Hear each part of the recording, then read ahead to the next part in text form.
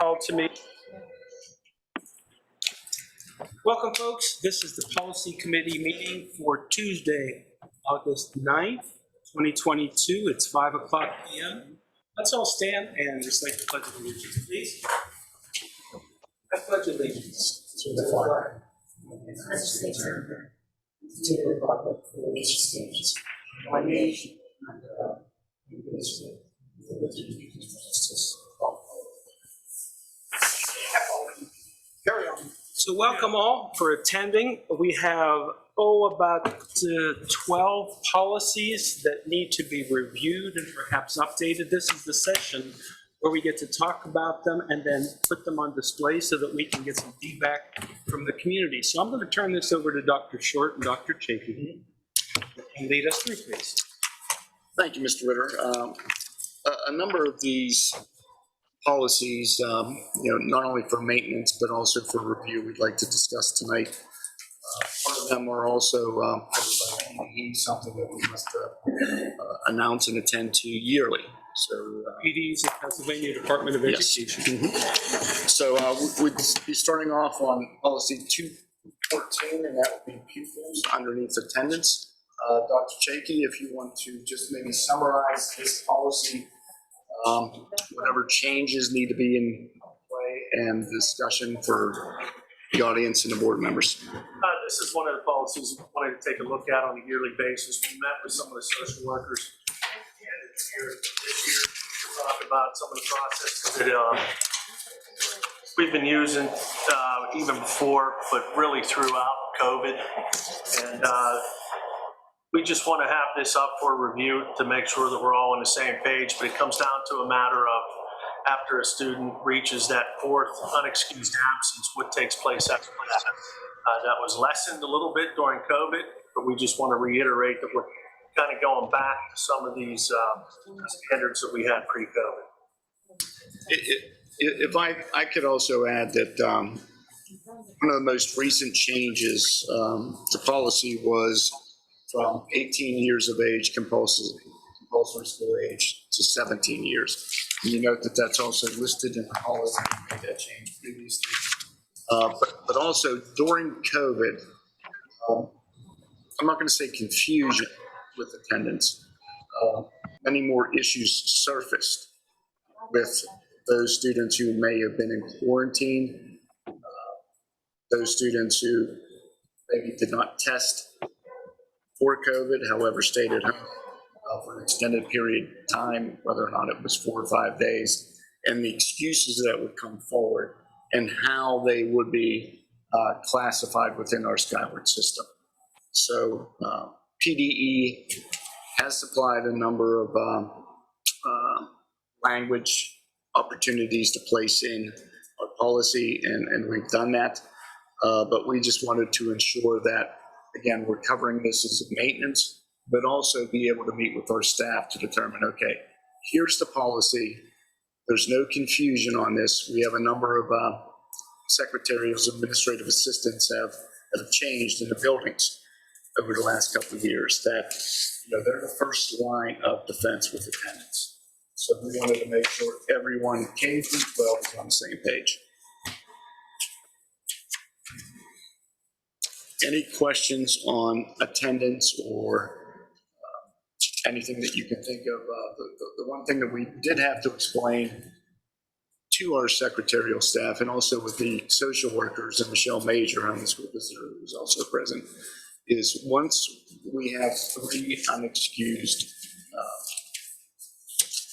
absences, on the 4th one, that child is then referred to the magistrate level for unlawful absences. And that needs to be consistent.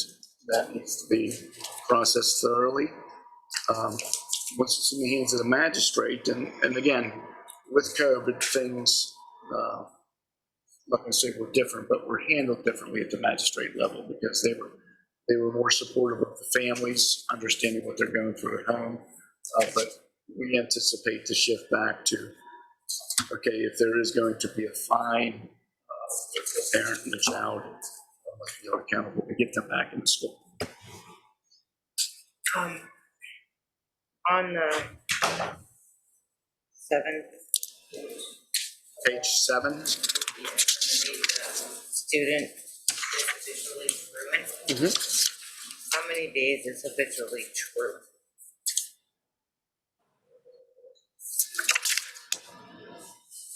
That's defined. First page, let's see if it actually has a, Oh, okay, I'm sorry. Oh, 6 or more school days of unexcused. Okay, sorry about Dennis, are you able to basically summarize truancy and truancy elimination, what we do with students who are habitually truant in that process, just so the board and public understands? yeah, any student that is absent, I mean, right away, they get the robocall that goes to the home, and it gives the parent an opportunity to send in a note. If it gets progressive to the next step, where a student's habitually absent, then it moves toward someone from the school actually calling them, getting a meeting together to talk about this, or a potential referral to the SAP team or to student services, so that we can make sure that sometimes it's as easy as a conversation with the student to find out where they are. Maybe it's something that can be avoided. Maybe it's the fact that they don't have a ride at a particular time or whatever. So it's not a jump to the magistrate right away. There's a conversation along the way to make sure that we can accommodate all students and families.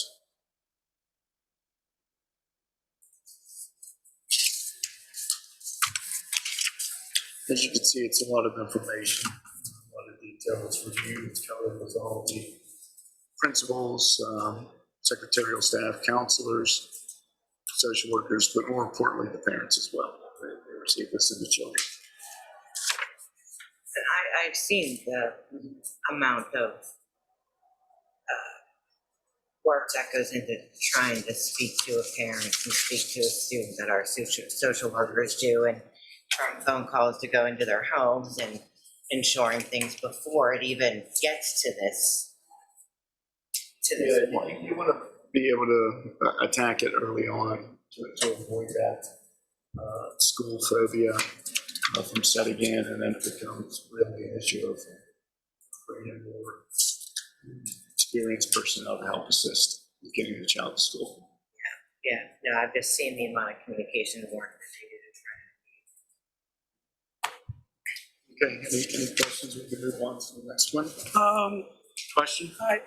My feeling is that, I mean, what kind of proportion we are addressing? Like we are looking at 5% kids or 2%, 1, 10? Habitually truant? It's a good question. 2%. 2% of the population. And I think that for the most part, that 2% continues the following year.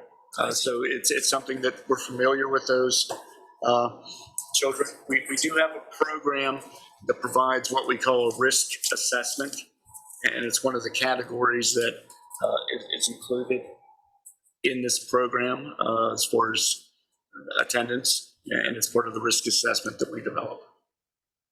Thank you. Okay, we'll move to section 218.4, pupils, metal weapon detection system and devices. Dr. Shaky.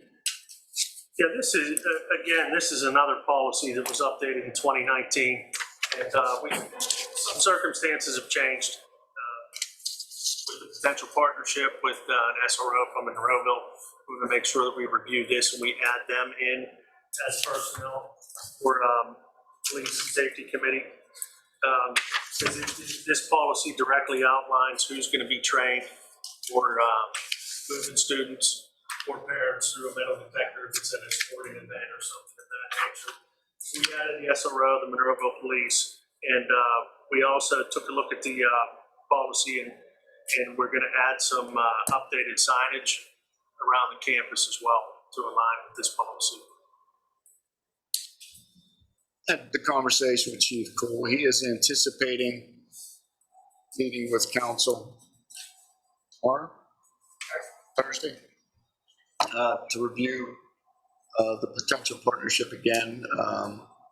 I provided Dr. Chakey with the memorandum of understanding years ago. I think it was dated 2006, when it initially came through. We're going to be tweaking that, adjusting the dates, kicking that out to the board, but also kicking it back to Chief Cole. The understanding would be the same 50-50 split if the board is agreeable to that and votes it in. But we would act, or they would act first with approval of their entity with allowing the Monroeville SRO, and then we would come back to start the school year. So we wanted to include that within the metal detection policy. Just one clarification. We did receive some grant money. I don't have the amount with me. It's approximately $150,000 that we could use for the grant money.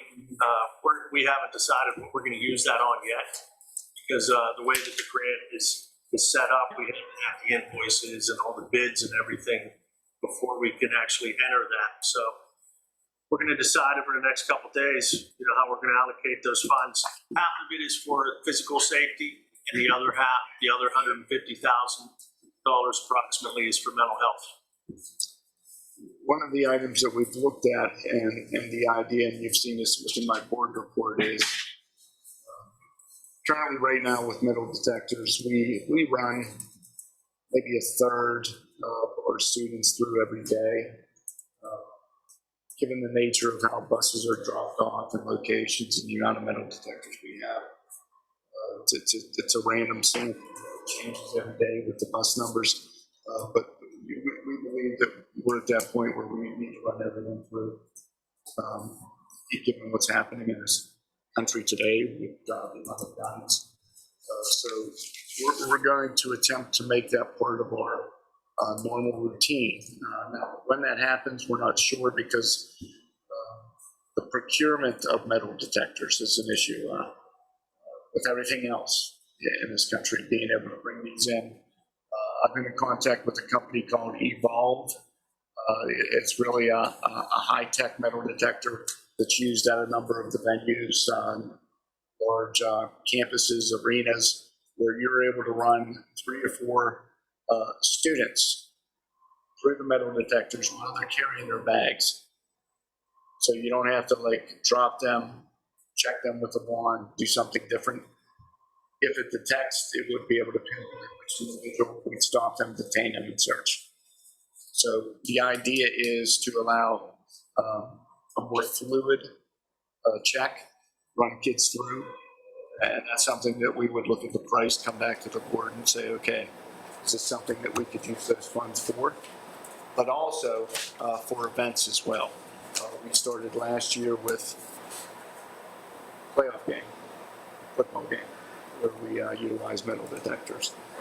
We found that there was a backlog of people trying to get in the facility, so we want to make sure we streamline that. And in order to do so, we need more metal detectors. So, which of our buildings have the actual metal detectors right now? High school and the middle school. Okay, are we considering increasing that That would be the goal, yes. to all buildings, I would assume? Primarily middle and high school, but again, the procurement of that, purchasing those at this point in time, we don't know if they'd be available. Perfect example. Miko, are you still with us? I am. The radios, you want to give an update on those when you ordered those? We haven't ordered them yet. From our last discussion with Monroeville Police and internally, it sounds like the 100% Monroeville Police radio solution would not be the right fit for us. We would have trouble integrating some other safety systems as well as communicating to the bus garage, which if we were to upgrade, then we have to force all their radios to upgrade if we ever wanted to talk directly to bus garage for the school buses. So we're revising the proposal with a hybrid solution. So the radios internally would let us fully control our frequencies, but we would be able to take advantage of the Monroeville repeaters whenever we communicate to the police. I think I got that. I didn't get the end, but yeah. All right. So again, we're looking at purchasing these and with grant money, but again, we come to the board with that. So roughly how much does a metal detector cost? It depends. I mean, the ones that Dr. Short and Miko were looking at, we didn't get a quote on that yet. I'm guessing that it's going to be pretty expensive. 50,000 or 100 or 70 or? I have no idea what that would be. Now, the walkthroughs are around 12 to 15,000, like the regular standard walkthrough that we have right now for one unit. So perhaps we can explain, once again, my background sort of with council is if we were making a purchase of this size, we would put it out for bid, have people respond, and we were actually forced to do that based on the price of the purchase, correct, Mr. Dice? That's correct. I've forgotten the numbers. It's now $20,000, little 21,000. And then there was a 3-phone bid if the threshold was, Like $12,000. so how do we, will we follow that method, or is there something that allows us to not do that because of the nature of this purchase or the grant, or? And I think that's, again, we'll investigate that, bring that to the board, and it might take too long, Miko, to pull it up on the active wall. Is this on CoStars or something like that? It could be, yes. We don't know that yet. We're still in the Evolve. There's a Let me website. interrupt Yeah, one go quick ahead. second, just for those who are not familiar with CoStars. With what? CoStars. You familiar with that? People use that all the time when they're buying stuff without explaining it. So take a minute, Dr. Short. Dr. Singh, you with me? Yes, very much, always. CoStars, we're going to get a very brief tutorial on what CoStars means.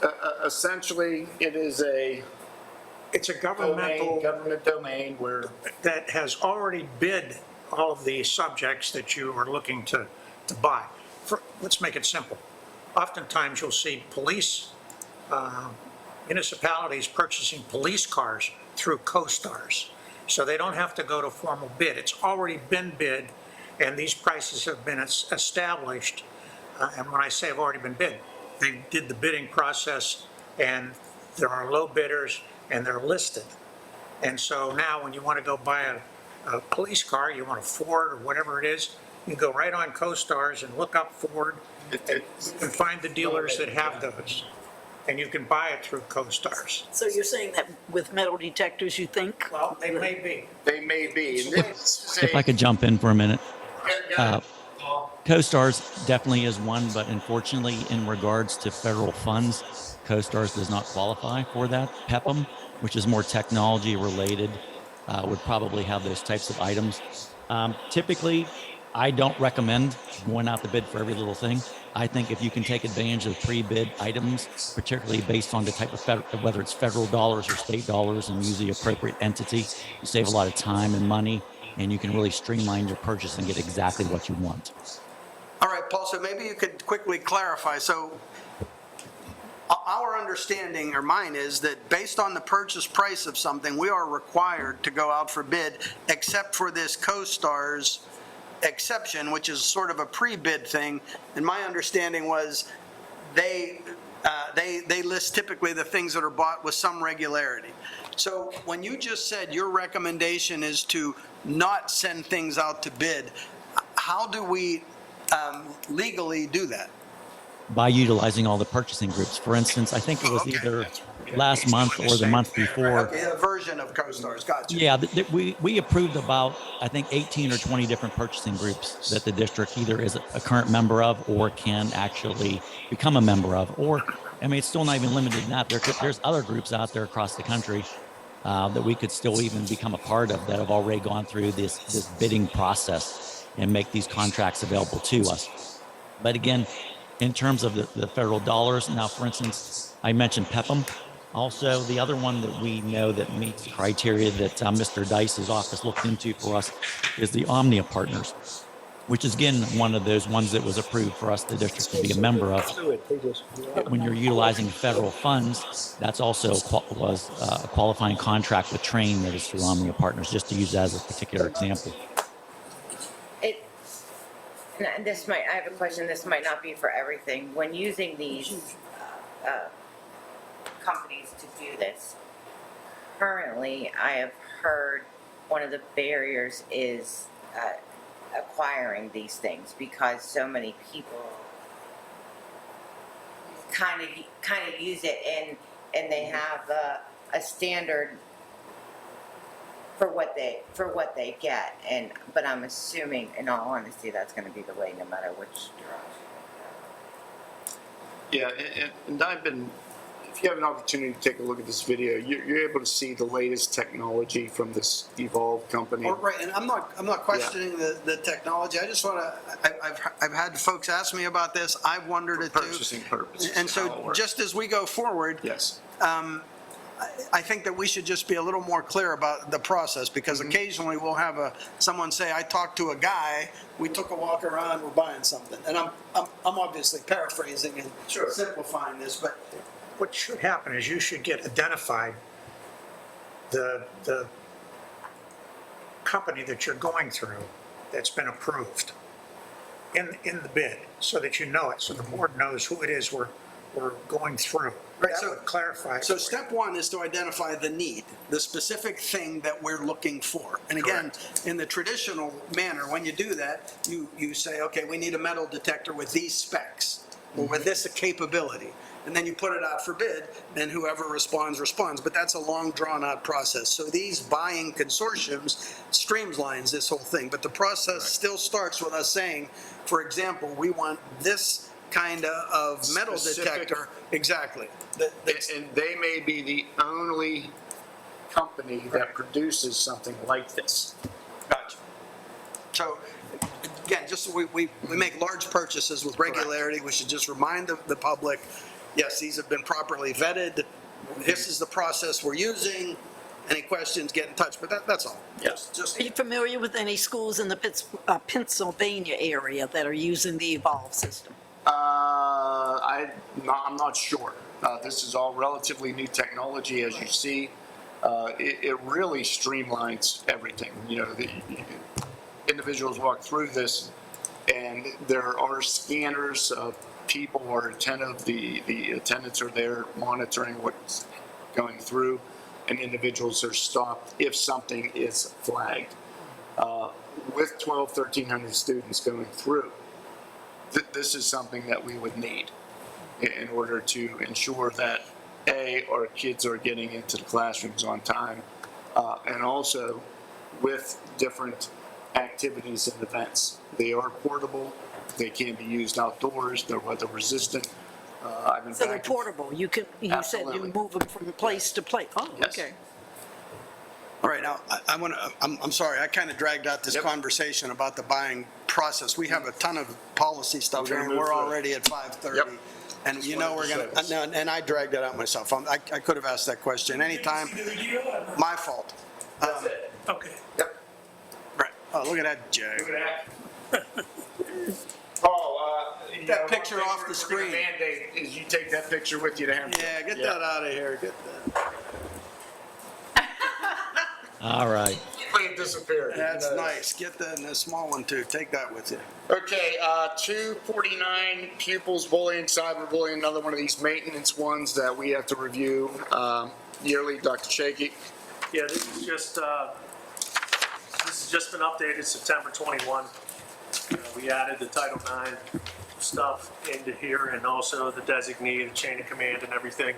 So this is just a mandate from PD that the cyberbullying is reviewed every year. Any questions on bullying, cyberbullying? See, it's very specific.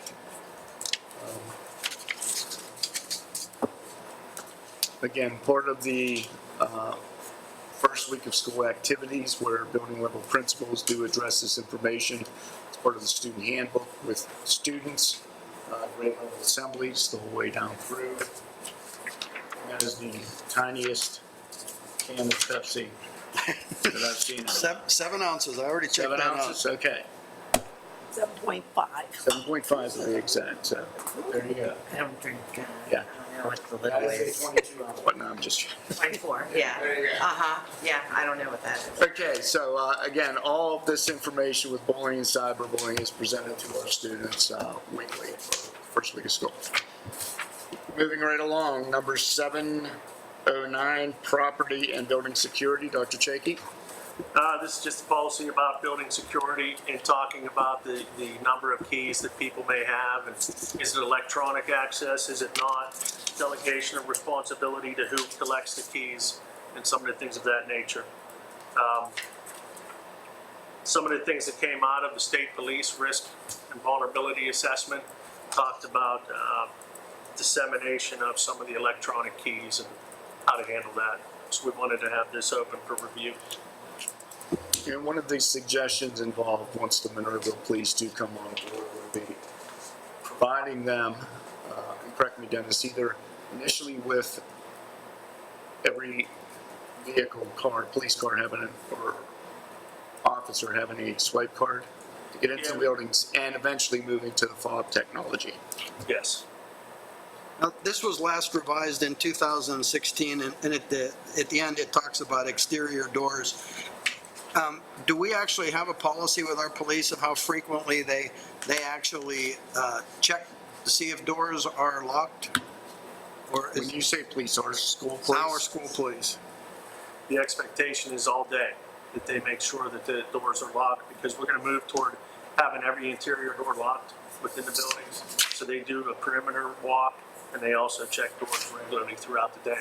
We don't have a specific schedule that's outlined as to when they do it, but the expectation is that it's done regularly. So there's no access through, like, going through the loading dock areas and all, are they open, closed, or what, how does? No, all of those are secure, closed during the school day. And also, this would be for Monroeville Police at any time. They would be able to access the building, whether it be at night, 3 in the morning, swipe access, going in, checking if there's an alarm or something. They don't have that They access? don't have that right now. Question. Is it, when there is a power outage, do we have everyone that needs to be able to get into the building? Does the principal have a key to get in if the swipe goes down? Principals do have a traditional key. Dennis? Is that, Yeah. so they are able to get in? Okay. Now, we do have Knox boxes available at every building where there are keys and other information that is accessible. But for the most part, we want to be able to streamline the police. And when I say police, Monroeville Police, if there's a situation where they have to be at a building, inside a building, we want them to be able to access the building, not look around and say, all right, how do I get in? Where's the key? Where's the Knox box? It would be on their person, whether or not it's in their phone, in the car, or as Chief Cool said, they have a key fob now that they take and hang up at the end of the day that accesses the police cars. So they'd be able to use that fob to open up the door. How about, this is in all of our policies, right? Okay. Can we add that if a student sees a door open to alert somebody? Yes. I mean, we can add anything yeah, we we want. can add anything we want, absolutely. Alert.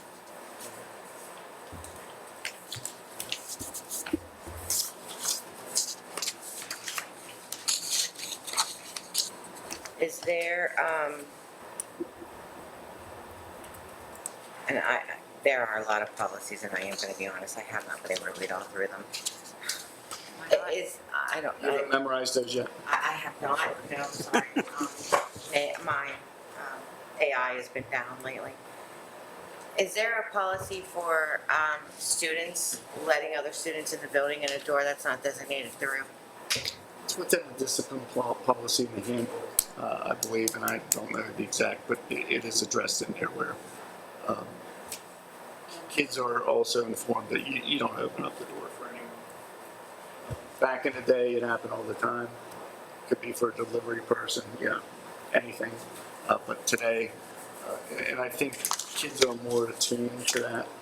I'm not saying it doesn't happen. It could happen. Like if we're up there visiting, we see a kid open another door.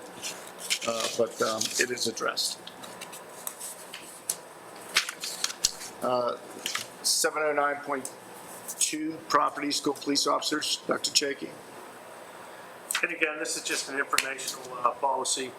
The school police officers, Dr. Short already mentioned the MOU with Monroeville Police that was marked up and changed and updated from 2006.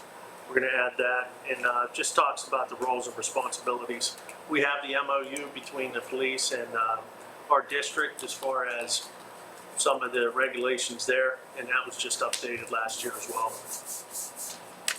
As far as chain of command, understanding that if a situation would occur, the Monroeville police officer would be that individual who would be in charge at the high school, working alongside the principal, also our school police. If that Monroeville police officer, say, is at Mosside Middle School and a situation occurs, our school police, whoever that may be, is the point person in command until relieved by Monroeville Police. So that will be spelled out within the policy. So once Monroeville Police enter the building, they have complete jurisdiction. You say will be spelled out, so it's not right now? It's, again, we don't have Monroeville Police with us right now, so we're going to be adding all that in once we approve it. But even without Monroeville Police being, It is true, yeah. if there was an emergency, they would be come in, called, yes, absolutely. and it's understood who takes over, and Yes. God forbid, there's a circumstance that then requires the state police. The assumption is that the police understand, Chain of command. and we all Yeah. remember Uvalde, apparently, Who's on there was first, a whole what's on bunch of second, confusion yeah. about who was in charge, who wasn't, so the least we can do from Uvalde is learn whatever lessons we can. So if we have to spell out, you know, what that hierarchy is, then we should do it so that we don't have Yes. people wandering around thinking, who's the guy? We held a meeting a few weeks ago, Dr. Shaky, myself, Or who's the gal, Rossi, by the way? My bad. Tim Little from Monroeville, Chief Cole, Brian Key from the district, and we reviewed all of those situations, who's in charge, what happens, communications, et cetera. Also, Monroeville, and I did speak with Chief Cole today, I believe they're in the process of hiring 6, maybe 7 officers. Again, once they're on board, part of their training and responsibility will be, once we approve that swipe card, we want them within their first month of being hired to document at some point during their, I don't know what you call it, their Training. training orientation, but their zone, that's what I was looking for, that they're responsible for, whether or not they're over by University Park. We want them to swipe in, walk around the building, become familiar. That way it's documented with the swipe in. You see where I'm going at? A Monroeville officer has been documented going into the building. If they're over by the Ramsey area, outside of school hours, go ahead in, walk around, make yourself known. It's documented, they've been in that building. So when you swipe, that automatically becomes some kind of, Yes. okay. No. Yeah, we'll know ahead of time. Chief will notify us that, okay, during this week, we're going to have our officers go into the buildings, walk around, become familiar. Scotty, that's a clever point, because when the police come, you don't really always want to announce that they're there. You sometimes want to enter silent. Sometimes you want to enter with a loud noise. That's up to them to know how best to perform that entrance. I agree. Yep. So again, part of those changes of discussion about towards the end of last year coming into play and how it will be structured this year. So Monroeville Police hiring 6 new officers Yes. means many implications to that. Each of them have a squad car, and they're linked to the police system and everything. So it's pretty serious. Besides his salary, there are many other things involved in that. Yes. Being a police officer, Yes. yes. And again, Monroeville's hiring their police Yes, officers. no, I agree. But they will have another parking spot and whatnot. For the officer that we would have, they would have a parking spot. typically, in years past, they would park the vehicle right outside the building, just for that physical presence. All right, we have 20 minutes left. Emergency plans, Dennis, 712? This is just, again, informational. The emergency operations plan, we have our district plan that Brian Key did an excellent job in shaping this over the last couple of years. And we update it every year and review it every year. We'll present it to the Monroeville Police and Chief Cole for feedback. That'll be presented to teachers at the beginning of the year on the first in-service day. Also, each school has an emergency operations plan as well, and they'll be reviewing this specifically with everyone within the school at the beginning of the year in service. Any questions? 805.2, school security personnel. This just outlines all the security personnel within the building. It indicates the SROs, the different security officers that we may have. The fact that there's a safety and security coordinator, which is myself, that's recognized by PDE and does the end of the year report and just coordinates some of our efforts within the buildings throughout the school year. PD does mandate that that's within policy now, that we dictate and we announce the role of the district security. And that is Dr. Chakey. So within this lens of operations, you would be able to see the different levels of school security personnel. Okay. Crisis management, 819. And this policy is basically embedded within our emergency operations plan. It talks about what happens in the event of an emergency, and we have that outlined, how to set up the incident command post and who's in charge and how all of those responsibilities are delegated. We're going to talk about rally points, how to have parents come and pick up their child and some other things throughout the emergency operations plan.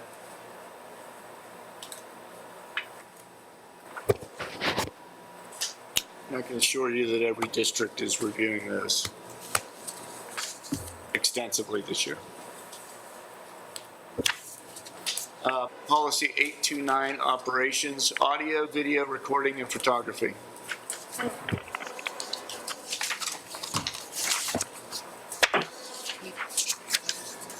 Dr. Chakey, if you just want to highlight, and then we could open it up for some form of discussion on this. Yeah, there's one called Maintaining Professional Adult/Student Boundaries under 824. 824. Is that intentional? It's all there in black and white. And we kind of threw that in there just in the last minute, and I'm sorry, I was going off of the screen so that we didn't add it up there, but yeah.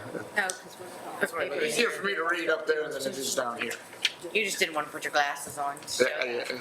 I do have my glasses upstairs, but I could borrow Jack's, just in case.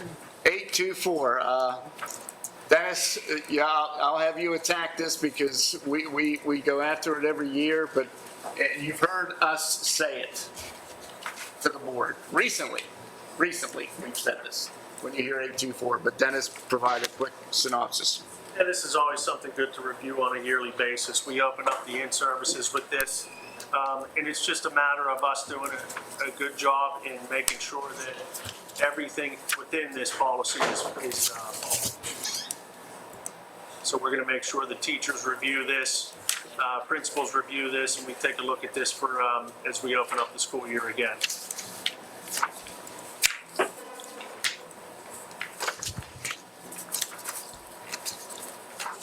So as you see from that policy 824, when I say specifically, these are addressed, each one of these prohibited issues are reviewed in detail, do's and don'ts, by not only the administration, but also the GEA. The GEA monthly through their meetings reviews this as well. So it is something that is, I'm not going to say pounded into everyone, but there is no one from the staff that can say they're not available or have not seen this.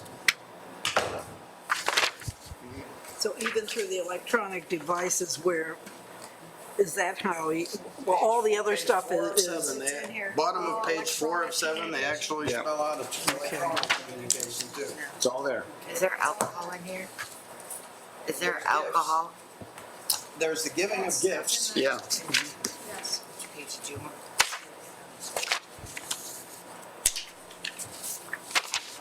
It's something that I would recommend reading over on your own time here so you can see exactly what's in 824. Val has been present during the opening day meetings. She's seen this act. PowerPoint, examples, articles that I've used from other school districts that make the news. Unfortunately, I could use ours now as examples, but it's something that, again, we cover, we review, and we continue to do so. And to answer another question, the bottom of page 6 very clearly spells out disciplinary action. So There it is. it also, you know, for those who can't quite grasp this, the way it's laid out, if you violate these things, here's what you can expect to have happen. Simple. And Dr. Short, if anybody out there wants to take a close look at these, they can go out to the Gateway new website, find School Board tab. Under the School Board tab, there's a Policies tab. Under the Policies tab, there are many policies. You would page down to the 800 section, and this is specifically 824, 824. There's also a search bar as well they could use to find that information. Thank you, Mr. Ritter. Okay, Dennis, I forget which one we had next. The next one is policy 829, operations, audio, video recording, and photography, or photographing. This is just all the way from 2012. It was adopted, so we want to take a look at this to see, because a lot of things have changed over the last 10 years. The policy now specifically talks about the fact that even on social media, nothing should be posted from the school day on social media, which is a good thing, you know, to uphold the students. However, we might want to add in there if there's an educational aspect to this, because we have people posting things on Twitter, principals and staff members. So just something to look at, see if we can update, because it has been 10 years.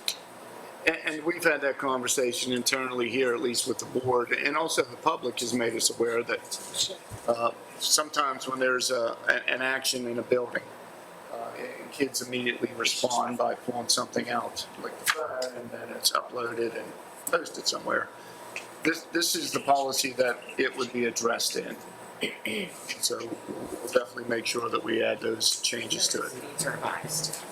These policies you guys are looking at to revise. Yes. Okay, and policy 919, Community Booster Club Support Organizations, PTO, FTO. Dennis? Yeah, this last policy, just updated in 2019, so not a lot has changed. So we just wanted to have it up for review to take a look and see if we wanted to add any specific detail around some of the booster clubs and what constitutes a booster club, or an outside non-school related club, or the chain of command with the coach, the activity sponsor, building principal, and all the way down through. If I could also add that several years ago, we had an incident at Mosside Middle School with a PTO treasurer that was involved. Yeah. Theft. Yep, right. Pretty good word to use, theft. And, you know, what we found out from that and working with the district attorney is it's never recommended to allow these organizations to have debit cards. I understand the ease of use, quickly to be able to retrieve some money for whatever project they need to get. However, the check system is something that's still recommended, where you get 2 signatures on a check, whether or not it's the president, the treasurer, vice president, treasurer. It's just a check and balance to be able to ensure that there are proper use of funds. So it's something that we'd be looking at as well. There's a couple of board members are on this committee, right? They go to this when you guys are updating. Still new, don't give me them, still new. No. Are they invited to the policy changes when you guys go to make them before they all get Yeah, presented? what happens is, when we adjust these policies with what we've talked about here, they would be placed on 30-day display. We provide that to the board. You're actually voting on it to approve it for 30-day display, then it becomes policy. Because we have a policy committee. Yes. So these will be on display starting, As soon as we make the changes, okay, probably next month, we'll come back and say, all right, here are the changes. okay. So are the people on the board that are part of the committee help Yes. make the changes? Well, together we would make the changes. If there's any other recommendations, something you think about that you may want to see in one of these, you bring it to myself, Dr. Chakey, and then we could add it, we could talk about it, and then it becomes policy. Yep. Anything else, folks? One thing I wanted to bring out, so at the end of June, you people might have all have gotten a letter from this group who deals with the climate change, Communitopia. And so I met with them. I mean, each of us got a letter, so I said, okay, I will talk to you. So I met with them, and they seemed very genuine and very competent people. And so maybe we could give them a hearing in the board sometime, bring them over from government so they represent their case. Sure. If you want to set that up, let the board know. Let the president, vice president know when that could be. We can invite them in. All right, done. One other quick thing, since we have 6 minutes. Mr. Ritter has added, if you might notice, number 5 on our agenda order of business. I did not. Items. We're talking about the discussion items As a right matter of now. fact, yes. So he's added number 5, the discussion items, board member. So John, you want to take a moment and explain to folks what it is you're thinking with this? Sure. There are 2 parts where the community can weigh in. Comments from residents on agenda items, comments from residents on non-agenda items. Other than that, it's a meeting of the board where the board chats with itself and has conversations and makes decisions, etc. There didn't seem to be a place for the board to be able to bring forth topics for discussion that weren't quite ready to be put into resolution fashion. The proper Robert's Rules of Order method for bringing up a topic is to make a resolution, to have it first and second, then to open it up for discussion. But there are some things that may not really be ready for resolution yet.